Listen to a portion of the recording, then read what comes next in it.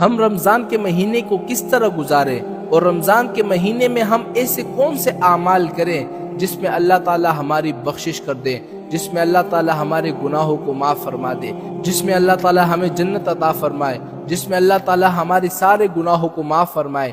تو وہ اعمال کون سے ہیں جو ہم رمضان کریم میں کریں تو اللہ تعالی ہمارے یہ سارے گناہوں کو معاف فرما دے۔ آج کل بہت سارے لوگ ہیں، رمضان گزر جاتا ہے لیکن رمضان کے مہینے میں کون کون سے اعمال کرنے کے ہوتے ہیں اور کون کون سے نہیں ہوتے یہ ان کو پتہ نہیں ہوتا۔ تو میں آپ کو صرف 9 اعمال بتاؤں گا، 9 کام بتاؤں گا۔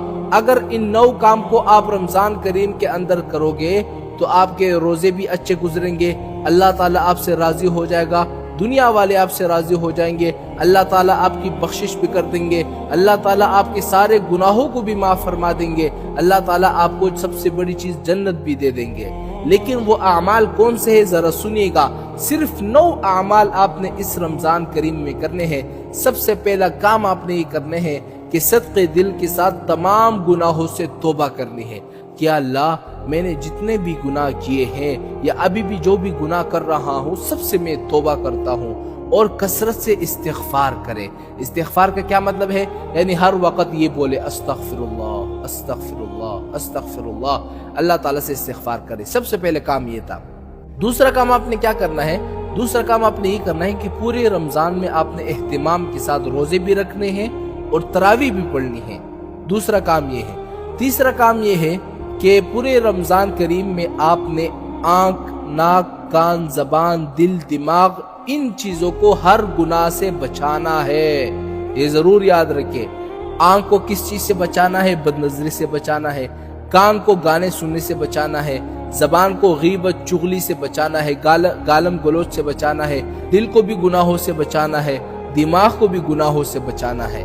اور چوتھا کام آپ نے کیا کرنا ہے کہ 5 وقت کی نماز کو آپ نے اہتمام کے ساتھ پڑھنا ہے، یعنی صبح کی نماز ہو یا عشاء کی نماز ہو، جون سے بھی 5 وقت کی نمازیں ہیں آپ نے باجماعت ادا کرنے ہیں۔ 5واں کام آپ نے کیا کرنا ہے؟ 5واں کام آپ نے یہ کرنا ہے کہ اشراق، چاشت اور نوافل آپ نے پڑھنے ہیں رمضان کریم کے اندر۔ چھٹا کام آپ نے کیا کرنا ہے کہ رسول اللہ صلی اللہ علیہ وسلم کی تعلیمات کا مطالعہ کرنا ہے، رسول اللہ صلی اللہ علیہ وسلم کی سیرت کا مطالعہ کرنا ہے، رسول اللہ صلی اللہ علیہ وسلم کی زندگی کا مطالعہ کرنا ہے۔ اور 7واں کام آپ نے کیا کرنا ہے؟ 7واں کام آپ نے یہ کرنا ہے کہ قرآن کی تلاوت کو آپ نے کرنا ہے، جتنا آپ سے ہو سکے، 1 پارہ ہو، 1 پاؤ ہو، 1 صفحہ ہو، یعنی جتنا بھی آپ سے ہو سکے، جتنا زیادہ ہو سکے تو اچھا ہے، قرآن کی تلاوت آپ نے ضرور کرنی ہے۔ 8واں کام آپ نے کیا کرنا ہے؟ 8واں کام آپ نے یہ کرنا ہے کہ چلتے پھرتے آپ نے لا الہ الا اللہ پڑھنا ہے، یعنی اگر آپ بیٹھ رہے ہیں، اٹھ رہے ہیں، کہیں پر جا رہے ہیں، کھیل رہے ہیں، کچھ بھی کر رہے ہیں، ہر وقت آپ نے لا الہ الا اللہ، لا الہ الا اللہ یہ پڑھنا ہے۔ اور سب سے آخری کام آپ نے کیا کرنا ہے؟ سب سے آخری کام آپ نے یہ کرنا ہے کہ جنت مانگے اللہ تعالیٰ سے اور دوزخ سے پناہ مانگے، اللہ تعالیٰ سے دعائیں کرے کہ اللہ مجھے جنت میں جگہ عطا فرما اور دوزخ سے مجھے پناہ عطا فرما، کیونکہ رمضان کے مہینے میں اللہ تعالیٰ دعائی کو قبول کرتا ہے۔ اگر ان 9 کام کو آپ اہتمام کے ساتھ کریں گے جو میں نے بتائی ہیں تو انشاءاللہ اللہ تعالیٰ آپ کے گناہوں کی بھی بخشش کریں گے، آپ کی نیکیوں میں اضافہ ہوگا، زندگی میں اضافہ ہوگا، اور اللہ تعالیٰ آپ کو جنت بھی عطا فرما دیں گے۔